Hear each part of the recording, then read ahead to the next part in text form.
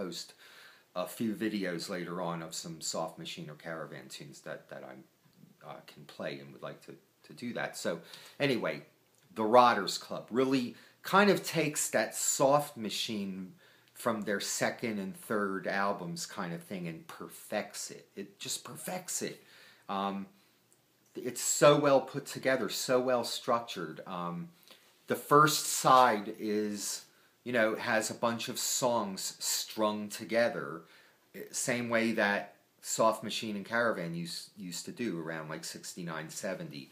And then the second side has one sort of straight-ahead jazz composition and one masterpiece, one 15-minute song called Lumps, or is it called Mumps or Lumps? I often get one of the sub-songs is called, well, it's called Mumps, but it's divided into different things. One of them is called Lumps, Mumps, Lumps, whatever. But this song, yeah, this is amazing.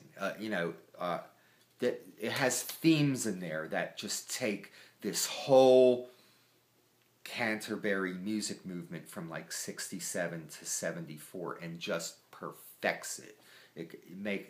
Just couldn't be any better than that. So I really recommend these 3 albums as like 3 of the best statements that ever came from this Canterbury scene in England. And I probably should have, there's one album, there's one Canterbury band, basically I hadn't really covered the David Allen aspect of what he did to this music scene. And so I would recommend also at least one Gong album. I don't have any on vinyl right now, but I would probably put a 4th album in here. I would include Gong's album Angel's Egg. It seems to be from all the music that Gong did, and I'm running out of time. I'm not going to have a big discussion on David Allen and Gong, not now anyway, but they sort of perfected their Gong thing, which is basically David Allen and his wife Jilly Smith with their fantasy world of pothead pixies and the planet Gong and all this.